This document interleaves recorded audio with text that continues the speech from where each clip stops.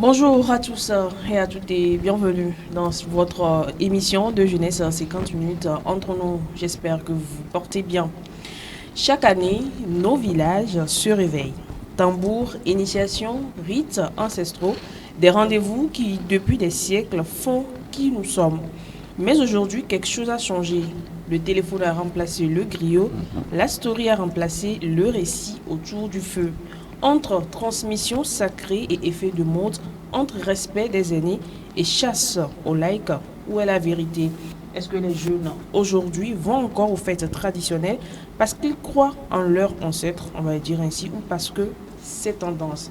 Voilà la question principale qui sera au cœur de cette émission ce matin. Et pour en parler, comme d'habitude, je retrouve mes amis du mercredi. Bonjour et bienvenue.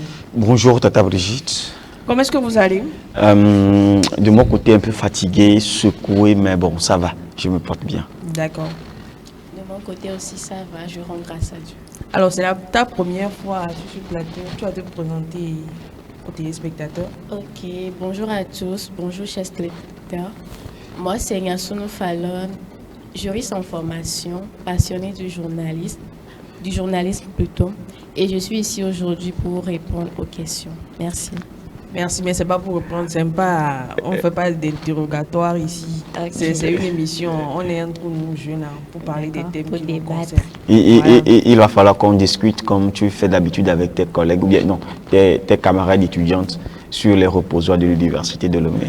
C'est en fait un truc comme ça. Ouais, on va prendre ce schéma. Ouais. Comme ça, Tu seras plus à l'aise. Voilà. Ok. Nous allons donc marquer la petite pause et revenir.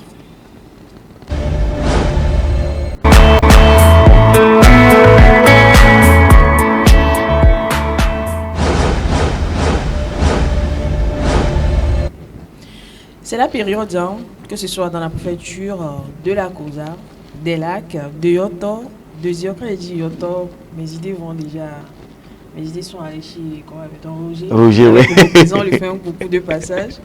Préfecture de Yoto, de Zio, encore à Dornier, un peu Même partout. plateau, préfecture comment l'appelle-t-on, dans la préfecture de Cloto, je vais dire comme ça. Oui, Oui, Cloto, voilà. également, oui. De Dornier, un peu partout sur le territoire. Nous sommes dans le moment des célébrations, des fêtes traditionnelles. Alors, Joseph, pour toi en tant que jeune, c'est quoi le sens profond d'une fête traditionnelle? C'est bien de définir la fête traditionnelle. Je vais dire que la fête traditionnelle est liée à chaque localité et peut-être qu'elle se ressemble parfois, mais elles n'ont pas le même sens à l'origine. Donc pour moi, la fête traditionnelle, c'est cette célébration qu'organise une localité à un moment donné ou périodiquement afin de commémorer certaines réalités, certaines pratiques traditionnelles, certains rituels du village ou de la localité qui en organise. Je pense que cette célébration, c'est dans le but également, pour venir à sa définition au sens même, c'est de rassembler les natifs de la localité, que ce soit les natifs qui sont là ou à l'étranger, de se rassembler dans le but de faire un partage, que ce soit de façon traditionnelle, un partage afin de pouvoir permettre une large connaissance, parce que c'est là où on se découvre, là où on se connaît. Il y a des gens qui ont quitté la localité, le village pendant plusieurs années, et quand ils reviennent, ils se redécouvrent et afin de pouvoir célébrer. En fait, c'est un attachement, c'est une manière de célébrer ce à quoi on s'identifie le mieux, à sa culture, à sa localité, à son peuple. Parce que, au-delà de tout, c'est ce qui nous identifie. Il y a un professeur d'université qui dira, lui, en fait, il nous donnait l'exemple de ses enfants, premier-né qu'il avait eu avec une femme, comment l'appelle-t-on, française. Et ses enfants se comportaient comme des Français. Et à un moment donné, ils leur ont dit, oui, apprenez bien à connaître votre culture africaine et tout ce qui va avec. Sinon, arrivé à l'université de Sorbonne, vous allez vous rendre compte que vous êtes purement des Togolais et que vous ne connaissez pas votre culture et votre tradition. C'est juste une manière de dire que ces organisations, ces festivités sont en fait dans le sens de pouvoir rassembler ceux qui sont à l'étranger, découvrir le patrimoine culturel traditionnel et également découvrir les rites traditionnels de leur localité. Voilà, Fallon, est-ce que tu rejoins l'avis de Joseph s'il faut définir la fête traditionnelle? Ok, merci pour la parole. Je suis parfaitement d'accord avec l'avis. Et pour ma part, quand on dit fête traditionnelle, on attend fête tradition. D'abord, c'est quoi la tradition?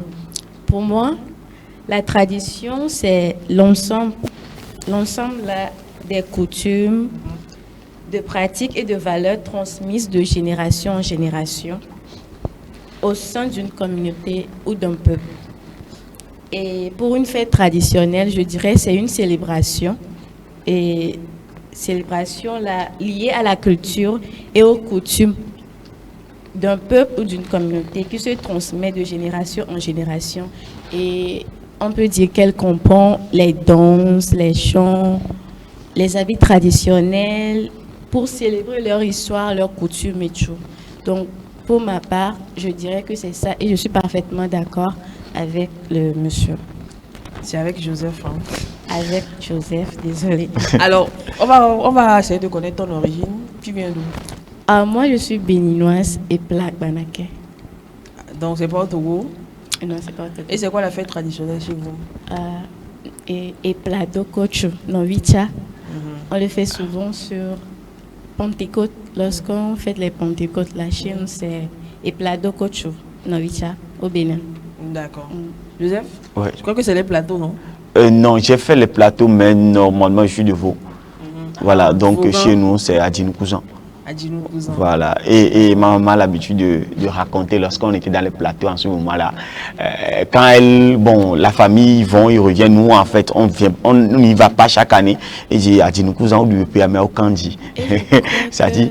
Adjinou Cousin, là, c'est en août, le 30 août. On fête souvent entre août et septembre. Voilà. Donc, il dit souvent que Adjinou Cousin, on l'a fêté cette année. Non, les gens, même moi, ont témoigné. Mais dans le plateau où j'ai grandi, on fait souvent, comment l'appelle-t-on, Djouni Nyozan à Womé, où également j'ai participé tellement, plus qu'à mon origine même, à la fête traditionnelle qui aujourd'hui, lorsque vous avez annoncé le thème, je me suis dit que j'avais un projet de pouvoir quand même faire un truc pour pouvoir montrer vraiment l'importance de la participation à ces fêtes-là, pour faire découvrir, parce que vous savez, entre guillemets, si on va aller de ce côté également, les jeunes, on ne participe pas parce qu'on met en opposition l'église et les fêtes traditionnelles.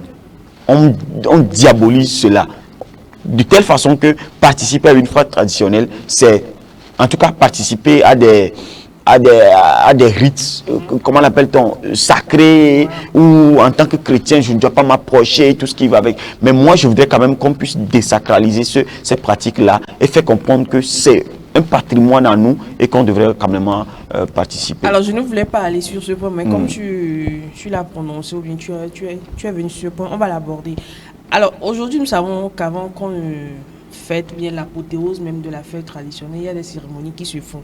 Aujourd'hui, avec cette modernité et la religion qui va avec, est-ce qu'un chrétien qui va à l'église, qui fait tout, qui croit en Dieu, peut justement participer à sa fête traditionnelle, Joseph? Je pense que, vous savez, quand on parle de fête traditionnelle, tu l'as bien dit qu'il y a des moments de sacrifice, on va dire comme ça, sacrifices traditionnels qui se font. Et Fallon l'a dit que la fête traditionnelle, c'est une célébration et dans laquelle on transmet des connaissances de génération en génération. Vous savez, quand on fait moi, pour avoir participé à des fêtes traditionnelles, j'ai compris qu'il y a des pratiques qu'on fait sacrés, vraiment sacrés, dont les personnes qui ont accès sont véritablement des initiés. Alors, sont initiés des personnes qui comprennent que cette pratique est démoniaque ou non, et donc leur foi religieuse ne doit pas être mêlée à cela. Et donc, ces personnes-là n'y participent pas. Et donc, on le fait de telle façon que ces pratiques-là ne sont pas ouvertes à toute la population. Et donc, vous qui avez votre foi chrétienne, vous n'y participez pas. Mais tout ce qu'on voit, tout ce qu'on fait de façon, je vais dire, publiquement, est d'accès libre. Et donc, en tant que chrétien ou non, je pense que dans la Bible également, il y a des fêtes traditionnelles comment on appelle, à Jérusalem, dans les Judées. Et donc, les chrétiens même y participaient. C'est pourquoi moi, je vois l'église catholique dans comment on appelle, dans la localité du Womé, par exemple, qui, pendant 15 août, il y a l'Église catholique qui participe à la fête traditionnelle. Au début, je n'avais pas compris et j'avais cette même interrogation. Mais j'ai compris après que la Bible même n'a pas prohibé la fête traditionnelle, mais à des pratiques démoniaques. Et donc, une fête traditionnelle qui ne présente pas de pratiques démoniaques, je pense que les chrétiens ont cette libre, comment l'appelle-t-on, conscience d'y participer. Donc, ça n'a rien à voir avec cette foi chrétienne que nous brandissons de jour en jour. Donc, participer à la fête traditionnelle n'a aucun lien avec sa foi chrétienne. Je pense que on doit quand même briser cette barrière-là qui nous empêche, ou ce préjugé-là que nous avons à participer à la fête traditionnelle. Voilà, selon Joseph, il faut donc briser cette barrière-là et participer aux fêtes traditionnelles. Fallon, il faut briser. Oui, il faut briser parce que de nos jours, il y a beaucoup de personnes, dès que tu vas à l'église et vu les enseignements qu'on reçoit aussi, pour eux, déjà, nous sommes chrétiens, c'est plus la peine de participer aux traditions parce qu'il y a les vaudous et tout ça. Donc, c'est comme, ils sont en train de pécher contre Dieu. Mais pour moi, je crois qu'entre tradition et religion, il faut pas qu'il y a, je sais pas, il faut laisser affaire de religion. La tradition, c'est la tradition. Donc, voilà. Alors, qu'est-ce qui, on va dire comme ça, choque aujourd'hui le plus chez les jeunes dans la manière de célébrer? Nous voyons quand il y a une fête traditionnelle, aujourd'hui avec les réseaux sociaux, c'est les vidéos, c'est les lives qui se font. Vous pensez que c'est la meilleure manière de célébrer sa fête traditionnelle en tant que jeune? Bon, pour moi, pour ma part, en tant que jeune, c'est pas la bonne manière. Mais bon, avec l'évolution, aujourd'hui, les réseaux sociaux et tout, donc c'est devenu la mode pour eux. Il y a TikTok, déjà on fait live.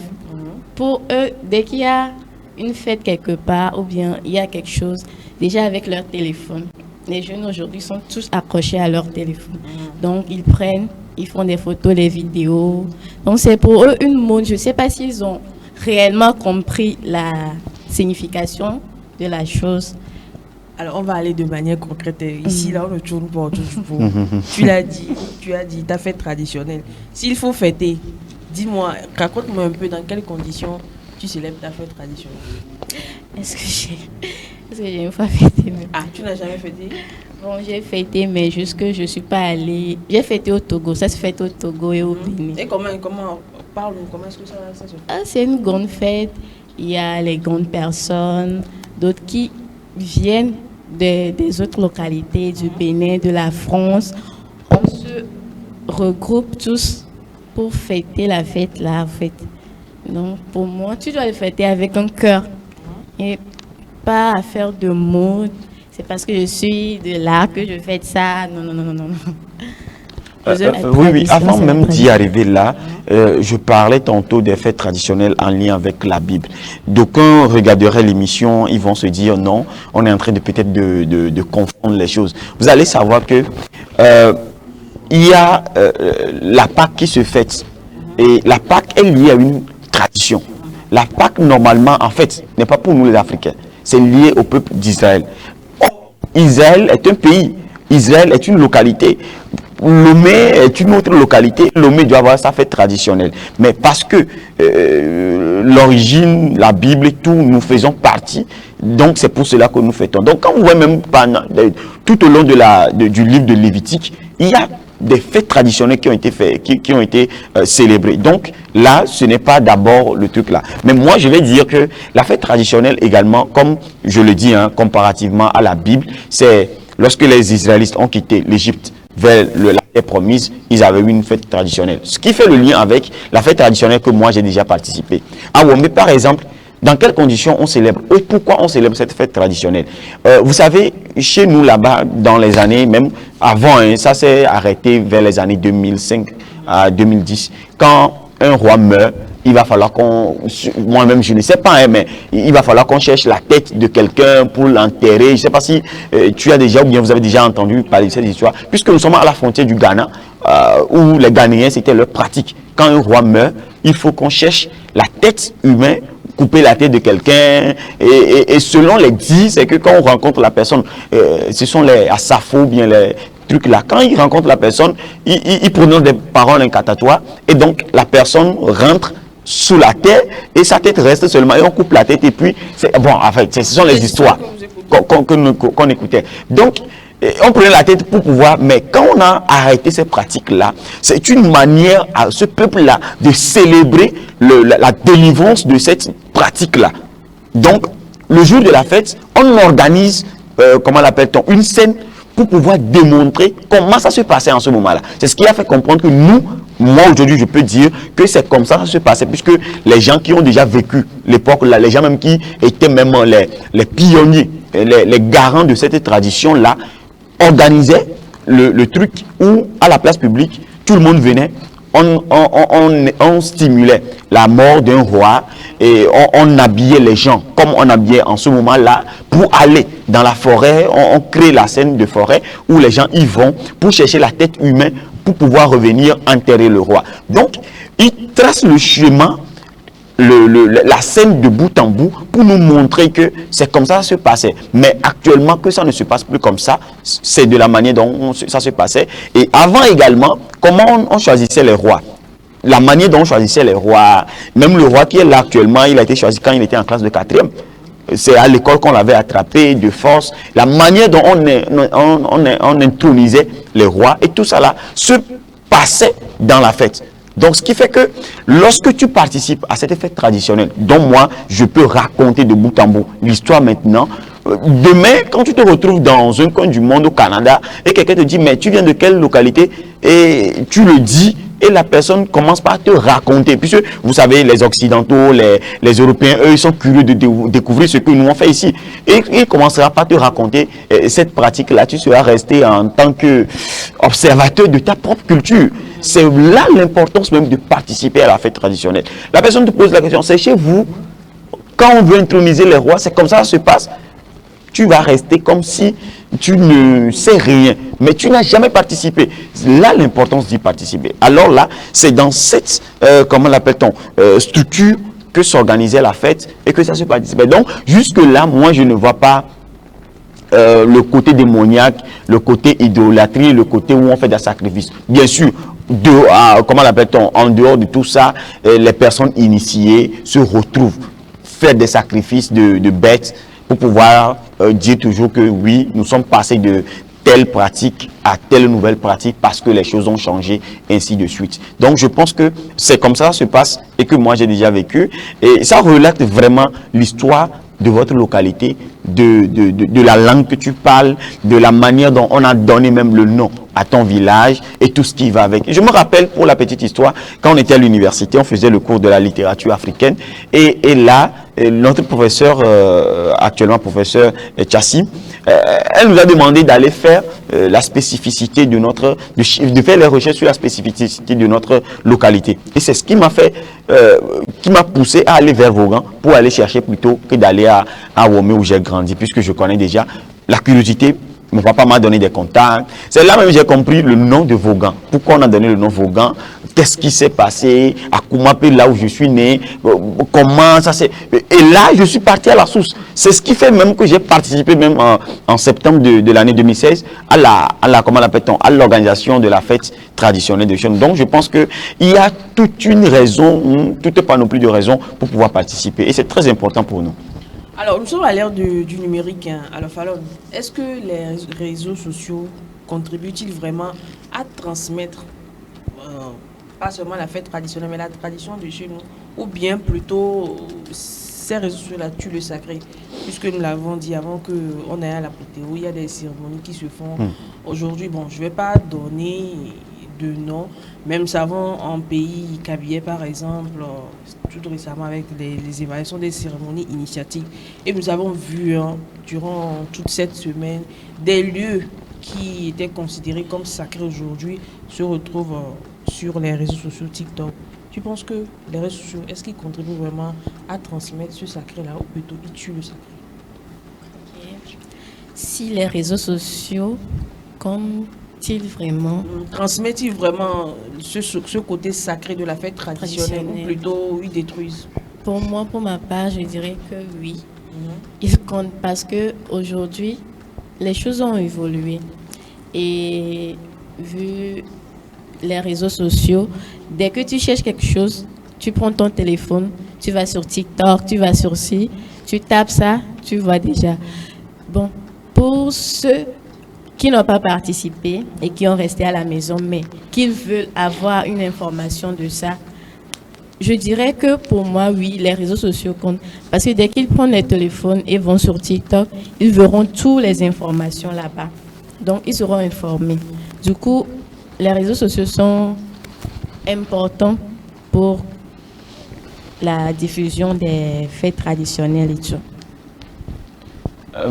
Si je me permets, c'est en fait les réseaux sociaux, dans les deux sens, contribuent et en même temps dénaturent l'essence ou bien le sens même de la fête traditionnelle.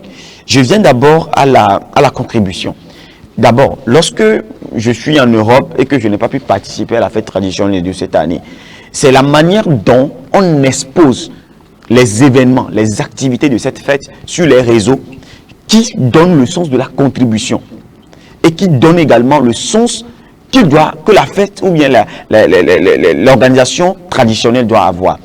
Imaginez que une personne filme filme les parties de la fête afin de pouvoir montrer le côté négatif de la fête, de cette organisation traditionnelle. Je pense que c'est là où intervient la dénaturalisation de la fête, du sens même de la fête traditionnelle, où le réseau social ne contribue pas, mais est un frein plutôt, ou montrer plutôt le côté qui doit décourager les gens pour participer. Mais on a dit le côté où le réseau social, lorsque on fait le bon usage, filmer, peut-être interviewer des personnes qui ont su participer au côté vraiment sacré, où l'accès aux caméras l'accès est interdit.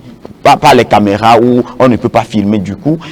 Les personnes qui ont participé peuvent faire des témoignages qu'on filme, où toi-même tu peux entendre parler comment l'appelle-t-on, quelqu'un te raconte comment l'appelle-t-on, l'organisation, et toi tu viens parler. Mais ce qui est très important et qui est mieux de faire, c'est que les initiés même parlent.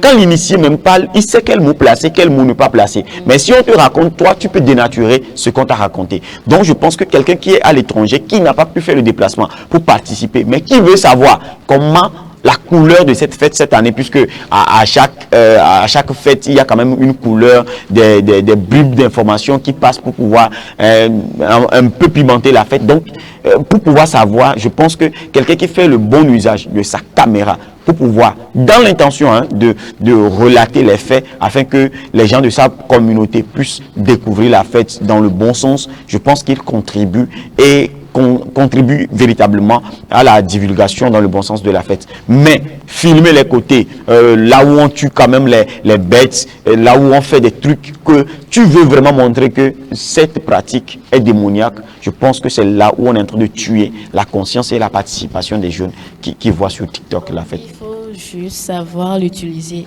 faire bon usage. Il faut savoir faire bon usage, c'est capté. Alors, vous l'avez dit, donc les réseaux sociaux, c'est le bon côté et le mauvais côté. Oui. Mais dans tout cela, est-ce qu'aujourd'hui on vit et on fait face, il va sortir, je ne sais pas si ça existait, à une folklorisation des fêtes traditionnelles? Oui, je vais dire ça parce que vous savez, aujourd'hui, c'est comme si ça n'a plus le goût de la fête qu'elle devait. Non, la fête n'a plus ce goût-là. Aujourd'hui, moi-même, dernièrement, j'ai fait un truc et à un moment donné, je me dis, mais est-ce que tu as vraiment profité? Ce n'est pas une fête, mais des organisations où quand tu y vas, c'est pour filmer ce que tu fais ou ce qui se passe et revenir montrer aux gens. Mais est-ce que lorsque tu participes à ces événements-là, est-ce que toi-même tu as laissé le téléphone de côté pour profiter à fond? Je pense qu'aujourd'hui, on ne le fait pas. Peu importe l'organisation, peu importe l'événement. Aujourd'hui, on veut faire le blim-blim sur les réseaux. Justement, c'est oui, ce côté oui, parce que moi, quand je vais à la fête aujourd'hui, je veux filmer montrer aux gens, vlog, ah, je suis, voilà. Voilà. Les gens qui sont partis à Kara, par exemple, ils ont fait des statuts. Nous, on a profité plus que eux qui sont partis. Oui, parce que quand on voit, on profite, mais eux, ils sont focalisés sur ce qu'ils veulent nous transmettre que de profiter de la fête. Mais aujourd'hui, je pense que on ne profite plus vraiment. Que ce soit de la fête traditionnelle ou tous les événements, des activités festives. Le téléphone prend le dessus et on se soucie plus de la personne qui va nous suivre que de nous-mêmes. Je pense qu'à un moment donné, il faut qu'on laisse ça. Moi-même, l'autre fois, je filmais des événements, je me dis, ouais, ça là même là, je ne vais même pas avoir le temps de monter les images et pour poster sur les réseaux, mais il faut laisser un peu, il faut profiter. Parce qu'à un moment donné, on est sur les... C'est bien de prendre des photos pour pouvoir se souvenir, se rappeler, mais on en fait de trop. Je suis sûr. Et à 100% que les gens qui sont partis à Kara, à un moment donné, ils n'ont pas beaucoup profité. Peut-être que ce sont les soirées où il faut boire, il faut danser là, qu'ils ont vraiment profité parce qu'ils ne veulent pas montrer qu'ils boivent sur les réseaux. Bien sûr, ils n'ont pas filmé ça. Mais la fête même, les danses traditionnelles... Mais même parfois, quand la personne danse, tu vois qu'il a selfie. Il est en train de danser avec selfie. Mais en fait, ce n'est plus vraiment ça, quoi. Voilà, Falon, est-ce que l'authenticité de la fête est toujours gardée? Bon, je crois que le téléphone a pris le dessus de tout aujourd'hui. Comme vient de le dire Monsieur Joseph. Non, Joseph. C'est Joseph. Joseph. Ok, Joseph. Comme vient de le dire Joseph, le téléphone a pris le dessus de tout. Tu danses, tu filmes. Il y a quelque chose, tu filmes. Au lieu de profiter pleinement, tu es collé à ton téléphone, à filmer, à faire des lives. Et c'est nous qui sommes à la maison, qui regardons ton statut. Nous, là, plutôt...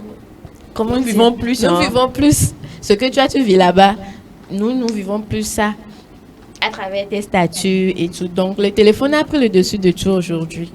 Donc, pour moi, il faut que, bon, dès que nous sommes sur le terrain pour les fêtes traditionnelles, nous laissons les téléphones de côté, les réseaux sociaux à part et vivre pleinement nos traditions, nos cultures, nos valeurs en fait. Tu l'as dit, il faut laisser. Est-ce qu'aujourd'hui, à l'ère du numérique, là, on peut laisser nos téléphones et se confier? C'est très difficile de nos jours. C'est très difficile de laisser nos téléphones. Mais... On y va même avec 4 power bank. Oui, voilà. C'est ça. On y va avec 4 power bank. Et puis, on est chargé comme ça avec des power bank dans le sac. Et à chaque fois, mais c'est vraiment un truc, hein, je ne sais pas comment, mais... Il va falloir qu'on contrôle un peu l'usage du téléphone parce que lorsqu'on en fait l'usage de trop, l'excès même est nuisible, tellement nuisible. Il faut qu'on comprenne que oui, on peut filmer des parties, on prend 2 ou 3 photos pour se rappeler, ah le jour là j'étais ici, oui, tant, mais après ça, il faut laisser tomber et profiter pleinement. Je pense que c'est difficile, mais ce n'est pas, comment l'appelle-t-on, impossible, on peut le faire. Je pense que c'est le moment, les gens se préparent déjà. Et chez moi, en août, comme ça, déjà, à Womé, à partir du début août, ça va commencer. Je pense que j'y serai. Il faut prendre des photos, oui, montrer qu'on est en fête traditionnelle. Mais après ça, quelques photos, c'est bon. Mais il ne faut pas prendre... Déjà, même, il arrive même... Je ne vais pas dire parce que ça va paraître mon histoire. Alors, nous parlons de transmission du sacré et effet de mode. Et quand on parle de la mode, il y a le côté habillement. Aujourd'hui, quand nous allons à nos fêtes traditionnelles, comment est-ce qu'on s'habille? Est-ce qu'il suffit seulement de porter le pagne ou bien nous nous habillons de manière authentique? Comment on s'habille chez nous aujourd'hui? Comment est-ce que vous vous habillez chez vous?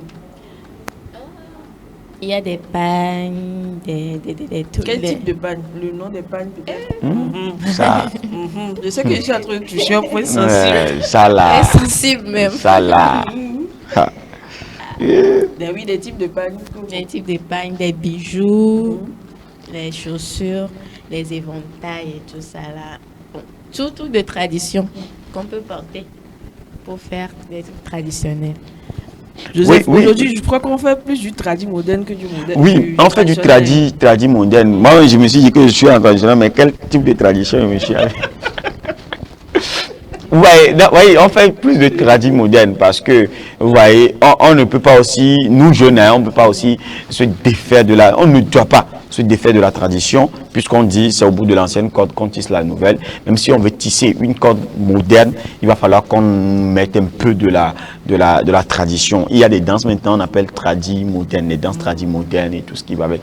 Je pense que moi, chez nous, dans le veau, je ne connais pas le nom des pagnes, hein, mais souvent on s'habille plutôt, tu vas voir les vieux qui mettent plutôt les pagnes 3 pièces. C'est ce qu'ils font d'habitude. Mais il y a des pagnes spécifiques aux femmes et pagnes spécifiques aux hommes. Nous, on ne porte pas seulement les pagnes. Il faut quand même s'approcher des anciens pour savoir que le pagne que je porte, oui, je suis en pagne, mais ce n'est pas le pagne dédié. Il y a également, selon les jours, dans les fêtes, chez nous on appelle klengbe, ce sont des jours où on ne fait pas usage, par exemple, des outils, comment on appelle-t-on, champêtre, où on s'habille d'une autre manière, voilà, on porte les pagnes, mais souvent les messieurs sont en culottes, oui, culottes avec les débardeurs, et puis ils mettent le pagne dessus et tout ce qui va avec. Donc, c'est ce qui va avec. Mais de l'autre côté, à Womé également, c'est ça ce qui se passe. Mais souvent, comment l'appelle-t-on, je vais dire les assafos, ou bien les initiés, même les semi-initiés, portent souvent les batakali, portent également des pagnes. La couleur rouge, oui, voilà, rouge, noir, voilà, comme ça. Et également, ils portent souvent des pagnes, comment l'appelle-t-on, beige. Voilà, ce sont des tissus belges. Ils cousent ça aussi au style de batakali, mais ce ne sont pas des batakali, les pagnes batakali. Donc, ils cousent ça comme ça. Et on porte souvent des vieilles chapeaux, des trucs comme ça pour pouvoir honorer la fête. Donc, on porte les pagnes, mais ce ne sont pas n'importe quelle pagne et à n'importe quel jour on porte. Voilà. Mais nous, les jeunes, on revient de Lomé, on revient de l'étranger, on fait la tradition moderne. Et aujourd'hui, je pense que ça commence pas à gagner aussi les vieux. Hein. Ils commencent pas à porter les good luck de la tradition Igbo dans nos fêtes traditionnelles. Vous voyez un peu, ça part dans tous les sens. Mais on croit que c'est ça qui est bien. Mais bon, en tout cas, de toute façon, il faut pas que ça également pète. Et également, il faut parler des danses traditionnelles, par exemple. Des danses aujourd'hui, je parlais de danses traditionnelles modernes qui ne sont pas vraiment modernes. Auparavant, dans les plateaux, par exemple, ou bien dans le cloto, quand on est à Bobobo, oui, on est à Bobobo, on danse, on fait. Mais aujourd'hui, il y a la caméra qui est là, donc on veut danser du chant pour se faire voir dans la caméra. Donc ça aussi, ça ne donne plus le sens vraiment de la danse traditionnelle. Les chants, si on y va quelque part, on commence par acclamer au rythme du tambour pour pouvoir chanter. Les jeunes aujourd'hui qui ne connaissent plus même les chants de chez eux. Moi, il m'arrive de me rappeler des chants que chantait mon papa. Quand je chante, les gens se moquent de moi et me disent, mais bon, en tout cas, c'est chacun sa manière de concevoir les choses. Quand même, nous parents, il y a certains parents, hein, qui nous ont fait lier à ces pratiques traditionnelles, qui nous ont enseigné, même à la maison, ces pratiques traditionnelles, quand on va, même chez nous, c'est mon papa qui disait sur quel côté il faut mettre le pagne. Il y a des gens qui sortent la main gauche, la main droite. Quand est-ce qu'il faut sortir la main gauche? Oui, quand est-ce qu'il faut sortir? Les hommes mariés doivent sortir d'une manière, les non mariés d'une manière. Et comme ça, quand on te voit, même, parce que chez nous, par exemple à Vaughan, quand vous arrivez à Koumapé, au niveau de Yessouvito, le rond-point là, c'est là où on organise même la fête maintenant. C'est là, c'est à la place là que on fait les festivités. Quand tu y vas, tu as la possibilité de trouver femme. Donc, la femme, la jeune fille qui vient, son habillement te dit qu'elle est libre de tout engagement et que tu peux la draguer. Ça, c'est simple. Et l'homme qui vient également, la manière de s'habiller montre aux jeunes filles que lui, il n'est pas marié. Donc, vous voyez, et même un jour, on était là et quand mon papa dansait et il dansait et puis on m'a pris le pagne pour pouvoir venir le couvrir. Et après ça, les autres femmes faisaient de même. Et à la fin, j'ai demandé à papa pourquoi. Il dit d'aller demander à maman. Maman m'a dit c'est pour dire que ce territoire-là, c'est à lui, à elle, quoi. Vous comprenez? Mais un homme qui n'est pas marié, une femme ou une jeune dame ou bien une jeune fille qui vient mettre le pagne dessus est en train de te communiquer un message. Un message dit que voilà, après la danse, après la fête, on peut discuter et tout ce qui va avec. Donc, mais pour maman qui a fait ça premièrement, c'est pour dire que c'est mon mari. Et les autres, tantes, connaissances peuvent faire de même. Mais ça montre que, mais si il y a une femme qui fait premièrement, c'est comme si l'homme est dans le collimateur de la femme Voilà, donc et des deux côtés également, ça varie. Donc ce sont des pratiques. Ceux qui ne participent pas, bon, ils ne peuvent pas le savoir, mais j'ai eu la chance de participer, donc je sais un peu là-dessus.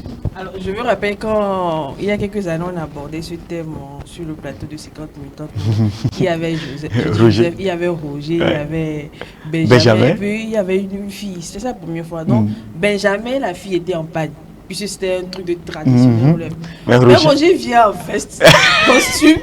Non, ça n'a pas été facile. Je suis toujours là. Au présent, et je lui ai encore demandé c'est quoi sa fête traditionnelle. Mais il a hésité alors qu'il est de la fête du dehors. Ça n'a pas été facile. Voilà. Et ça le suit jusqu'à ce jour. Alors, dernière question pour clore ce débat.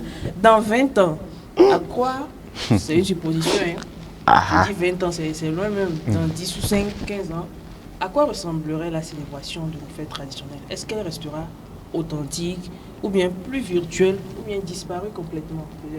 Je pense que ce serait résumé à une soirée dîner gala. Ce serait voilà, une soirée dîner gala où nos enfants actuellement qui seront dans les pays européens vont envoyer de l'argent, vous savez, commander de grands tentes pour les grands mariages, vous voyez comme ça, les blancs qu'on construit là, ce n'est même pas sous l'arbre par l'arbre du village, non, on construit sur un grand terrain, des tentes comme ça, on invite la chefferie, les notables, et ils s'asseyent, puisque ce sont eux qui vont financer la fête. Puisque souvent, c'est ce qui se fait dans nos localités. On fait des cotisations pour pouvoir construire quelque chose dans le village. Ça se fait naturellement. Donc, eux, ils vont envoyer des chèques. Ils vont dire au village, aux notables et tout ça là, que voilà, faites ceci, construisez ça. Mais maintenant, la fête, le dîner, on va organiser ça une seule soirée. On va jouer les trucs le matin, soit. Eux-mêmes, ils descendent le soir ou bien la veille à l'aéroport. Ils prennent leur bagage, ils viennent au village. Ils rentrent dans les tentes, climatisées bien sûr, avec des costumes comme Roger qu'elle avait entre-temps. Ils viennent, puisque ce sont eux qui organisent la fête, ils viennent avec les pâtes de bœuf et tout ça. Ils mangent, ils prennent des photos, ils vont dire que c'est la fête traditionnelle. Puisque le but de la fête traditionnelle, bon, ils vont peut-être rassembler les gens qui vont leur conter des histoires, puisque les enfants seront là pour écouter les histoires. Et après, on prend photo. Et on va inaugurer la construction peut-être de la latrine qu'on a fait, de l'école qu'on a fait dans le village. Et puis, ils repartent le lendemain. Moi, je vois que c'est ça, hein. C'est ce qui va se passer après.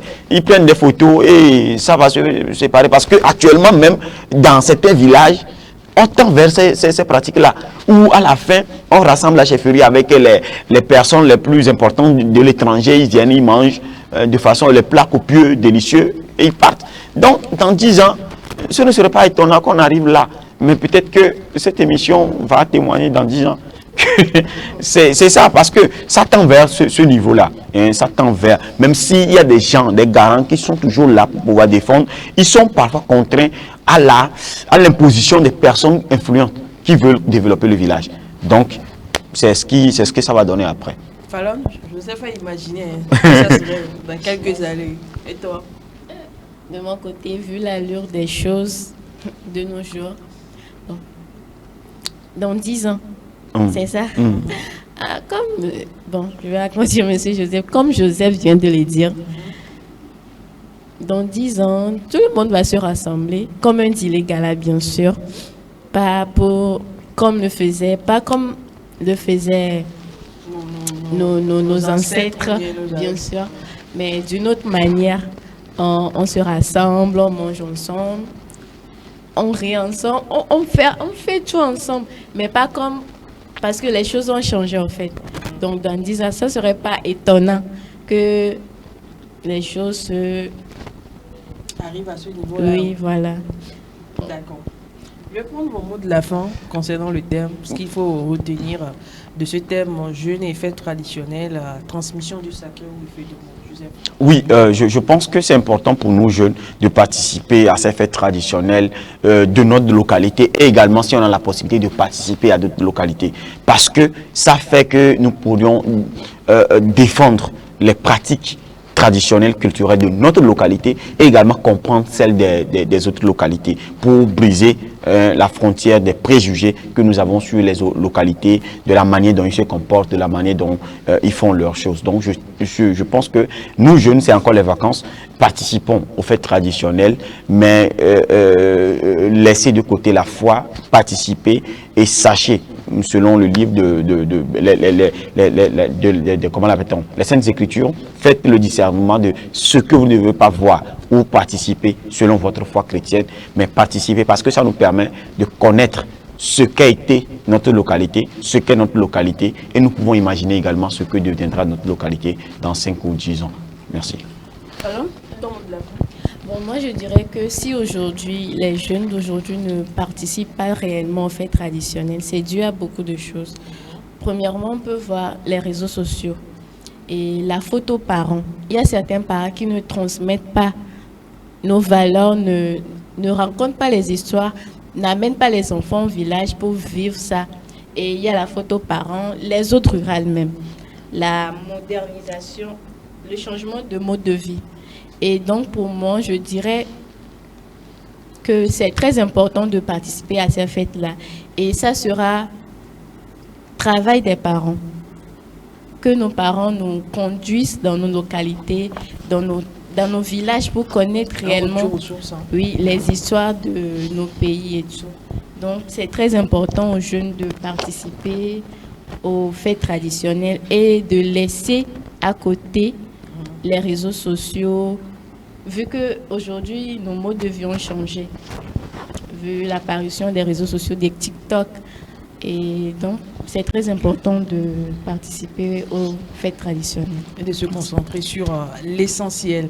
Nous allons partir donc pour la dernière rubrique de cette émission, Top secret de la langue de Molière.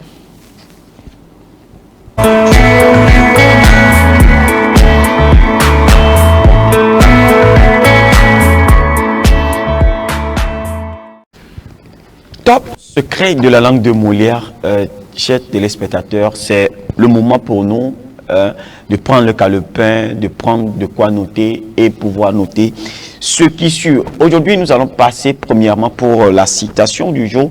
La citation du jour qui nous vient de Léopold Sédar Senghor, poète et premier président du Sénégal, qui dit « Nul n'a le droit d'effacer ma culture, car une communauté sans culture est un peuple sans humain. » Donc, nul ne peut nous empêcher d'aller connaître, découvrir notre culture et de savoir ce qu'est notre communauté. Sinon, c'est comme si notre communauté ne portait pas de gens ou d'humains. Ou d'humains dans le sens de se familiariser, de faire la communauté avec les autres. Nous allons aller avec les expressions du jour. Aujourd'hui, nous avons deux expressions. La première expression, c'est poser un lapin, qui voudrait dire ne pas se présenter à un rendez-vous. Mais l'histoire derrière cette expression, c'est que au 19e siècle, poser un lapin, c'est une expression qui désigne directement, comment l'appelle-t-on, quelqu'un qui passe la nuit avec les filles de joie, mais sans avoir payé. Parce que fille de joie est en lien avec le lapin qui est très fertile. Et donc, poser un lapin, c'est passer la nuit avec une fille de joie sans avoir payé. Mais avec le ton, ça c'est dénaturalisé et dire que poser un lapin, c'est manquer à un rendez-vous. Alors, filer à l'anglaise, la deuxième expression, filer à l'anglaise, c'est une expression qui veut dire partir discrètement sans dire au revoir. Ce que les Anglais, en ce temps, l'expression d'abord était to take French leave. Ça veut dire, c'est les Anglais qui accusaient plutôt les Français d'être impolis. Quitter un lieu sans dire au revoir aux gens, c'est impoli. Donc, eux, ils disaient to take French leave, ça veut dire un Français qui quitte sans avoir averti quelqu'un. Et donc, les Allemands, les Portugais, les Espagnols accusaient les Français de cette pratique. En même temps, comment l'appelle-t-on, les Polonais, les Russes et également les Tchèques également accusent les Anglais de cette pratique-là. Donc, c'est une tendance, c'est une guerre d'expression qui est née juste après. Nous allons partir pour la faute à éviter ou le bon usage. C'est après une réunion, je vous fais un bref résumé. Un bref résumé, c'est une entorse à la langue française. Bref veut dire résumé. Résumé, c'est aussi court. Donc, on doit dire plutôt, je vous fais un résumé. Faire un résumé et non faire un bref résumé. Nous allons conjuguer le verbe peindre au futur simple de l'indicatif. Cette conjugaison m'est venue lorsque quelqu'un dit voilà ce qu'il a dit, je ne vais pas dire parce que quand je dis ça va rester plutôt dans notre tête et il doit déménager de la maison, il appelle le propriétaire et puis il a dit dans le futur comment il va utiliser le verbe Donc, voilà, badigeonner la maison avant de partir. Mais là, j'ai donné l'exemple, je peindrai les murs de la maison avant lundi. C'est ce que la personne voudrait dire et la personne a dit d'une autre manière.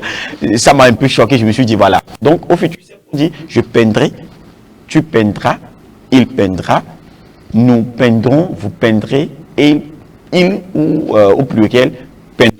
En fait, c'est au pluriel là, ça n'a pas vraiment une audition, vraiment, mais bon. C'est ce qui est bon de dire en français. Nous allons partir pour la dernière partie. Comment l'appelle-t-on en français? Je me suis rappelé, on joue ce jeu-là à la place publique pendant les fêtes traditionnelles souvent. Et nous, les jeunes, on venait pour apprendre les dames, échecs et maths et tout ça là. Donc, comment l'appelle-t-on en français? Tu connais? Tu connais le jeu quand même qu'on joue? Ah, tu dois partir au village. Il faut se concentrer sur ce qui est... Ce qui est les deux petits boules là. Boules. Ouais. Tu connais pas le jeu? Ah, elle doit aller au village. Hein. Expliquez-moi. Ah oui, c'est Tu dois amener le jeu. le jeu, tu vas comprendre. Est-ce que tu connais le jeu qu'on appelle le jeu d'Awalé?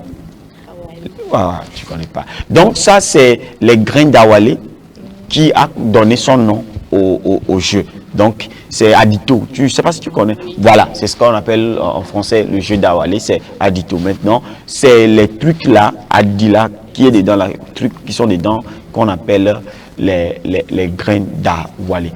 C'est tout pour la rubrique du jour. Merci de nous avoir suivis. C'est les vacances. Profitons pour maximiser les connaissances en langue française avant la rentrée prochaine. Merci, Tata Brigitte. Merci à toi, Joseph. Merci également à Fallon. Ou bien c'est à Clotilde. Les deux. Fallon Clotilde. Mais quel est ton nom traditionnel? Arwansi. Ah, on devait nous appeler comme ça aujourd'hui. Comment on est dans la tradition? Moi, c'est Mikodom. Tu vois? Et ça signifie quoi? Arwansi veut dire femme forte. Tu vois, ce nom est plus truc là. Si tu es première fille, donc tu dois t'appeler comme ça Arwansi. Et si tu es premier garçon, c'est Arwansou. Tu vois, on a des noms comme ça, mais on donne pour le dire. Moi, je suis fier parce que Joseph n'est pas sur mon acte de naissance. Hein. Moi non plus. Ah, bon, tu vois, Mikodom, et puis c'est fini. Mikodom, on comprend, terminé. Ça veut dire quoi? Mikodom, on a vu, oui. D'accord. On a vu un tio. Tu vois. L'autre fois, j'allais à la maison et puis j'ai vu le nom là sur un tricycle. Ah! Mais laisse-moi, ouais, ça, tu as une société de transport, ça nous dit. Moi, j'ai vu ça au niveau de l'échangeur. Le conducteur a pour nom comme ça. J'ai vu ça au niveau de l'échangeur. Et des collègues ont pris photo. On a écrit ça en jaune comme ça, non? Ouais. Voilà, ils m'ont envoyé ça. Ils ont dit que tu as société de transport. Ça, on leur dit, il a dit d'accord.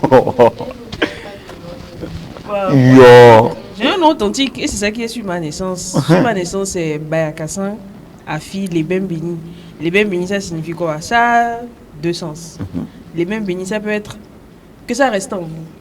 Ok. Que ça reste en vous. Ou bien que ça reste en moi. Oh, ok. C'est lourd. C'est lourd. C'est lourd. C'est le Norda. Moi, je suis de Sioux, je suis de Kompala. Mais tu Norda, comment les gens appellent communément l'osso. Ah oui. Voilà, oui. c'est ça. Mais Afi là, Naouda aussi, vous portez. Ah oui. Ah bon? Je suis né un vendredi. Oui, non, chez vous là-bas aussi on porte Afi. On porte Afi, on porte Kofi, ah, on porte d'accord. Kojo, comme chez les évites. Je suis bête. On porte également. Ok. Ami. Ah, moi Samedi. aussi, je suis samedi. Ah, Tu vois. ok. Donc, tu es plus grande que nous. Tu es né et le lendemain, on est né. Voilà. Alors, Rasta, tu es de quel jour? Samedi. Je suis votre grande soeur. Merci à vous, très chers téléspectateurs, de nous avoir suivis. Merci également à toute l'équipe technique qui nous a aidé à réaliser ce numéro. On va se dire donc au revoir et à mercredi prochain. Le thème du mercredi prochain.